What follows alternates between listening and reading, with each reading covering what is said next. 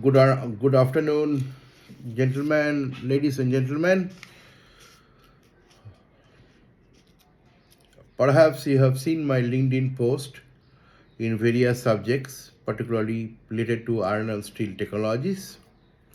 And I thought of making some important videos just to communicate for people to understand, professionals to understand in this field, to share my very critical experiences in various subjects of technologies and management in my last 30 years of service.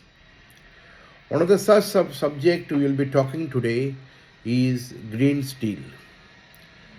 How to plan, how to derive green steel into an existing steel assets, as well as in uh, the upcoming any of the greenfield projects. What you need to do, what you need not to do, what you need to consider, and the most important part of any project is that financing.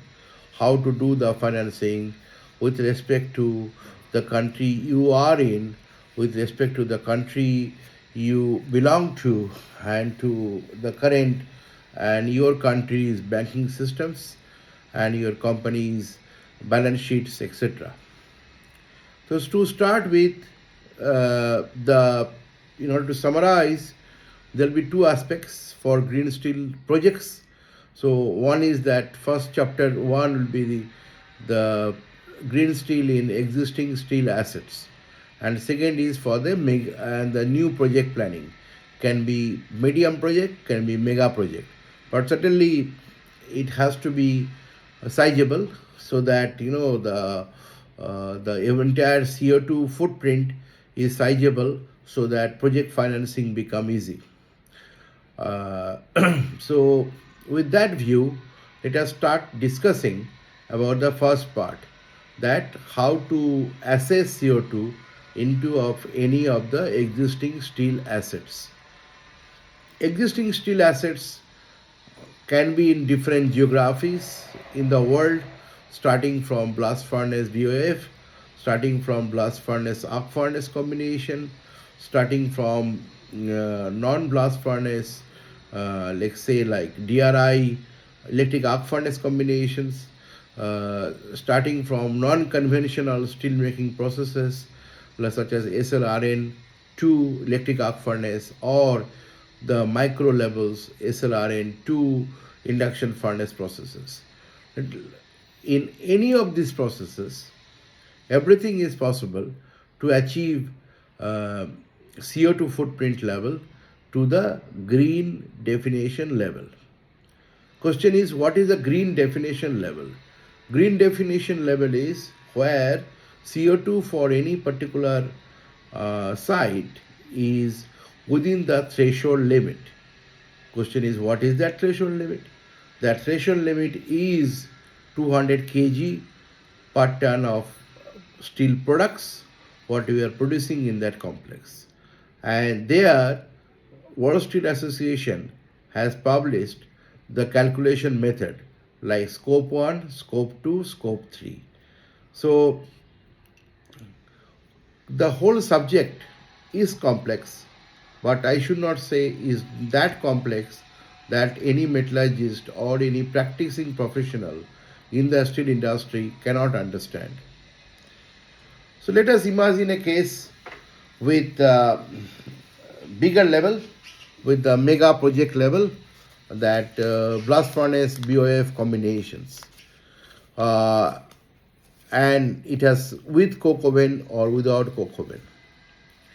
In these combinations, if you do the calculation based on World Steel Association advices, you will achieve a level of 2000 to 2500 kg of CO2 per ton of steel product.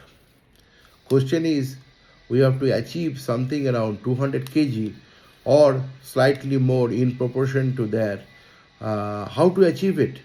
That's a big game, and whole world is going after that. Various steel companies have defined various strategies to achieve that. Somebody is talking about 2035, somebody is talking about green by 2040, somebody is talking by green by 2050, and so on and so forth. What can be those methods? I think often the mistakes are done that without going to the objective, if you start to triggering on engineering aspect of the existing assets. One of the best way, quicker way, but it is a costly way to do that, you calculate what are the total CO2 comes out of the whole complex. And then capture that CO2, produce something else out of that CO2, which is in the line of uh, world community and world directives. So that is called carbon capture, CCUS technologies. What is CCUS technologies? CCUS technology is that you capture all the CO2, process it through a reactor, which is biological reactor, and through that you produce some uh, products such as ethanol, methanol, proteins, etc. Please note that various products are coming out of these byproducts of CO2, starting from jet fuel to textiles, etc. Today, the textiles or t-shirts or shirts what we are using, majority of that components are manufactured out of CO2 as a feedstock for these biological reactors. Then the question is how to do that, how to calculate it. It is simple. You have to adopt someone, some professionals, to calculate, measure the all CO2s into all process stations. Then imagine a case you have to capture all CO2 into one place and then process it through the biological reactors. This project is costly, as I mentioned, but is the quickest way to achieve the CO2 levels compliance. Therefore, the important part is this initial desktop engineering. The better is the planning, better is the obstructions. You can create obstacles in the create, you can planning, then better is your success story. Better is your success story. But this objective of these calculations and then carbon capture technology for this is a specialized subject, a subject matter experience level subject, and subject matter expertise level subject. And for that thing, if you wish, kindly contact me through my LinkedIn. Secondly, the approach is that you use hydrogen. Where from hydrogen will come? What is the cost of that? What is the economics of that? But how hydrogen will be acting and what is the replacement with respect to coal, etc. Suggestions are various options are being talked about. One of the top options are talked about you use some greener product like green HBIs, green coke, green carbon, and to produce steel. Steel is nothing but reduction and then further is oxidation with some minimum amount of carbon required. So therefore, this particular process also need a detailed study where it is, how we can get it, where we can get it, what is the cost, what are the economics, and so on and so forth. It is again a detailed study in terms of pre-feasibility level study, and once it is done, then certainly you will be able to achieve it.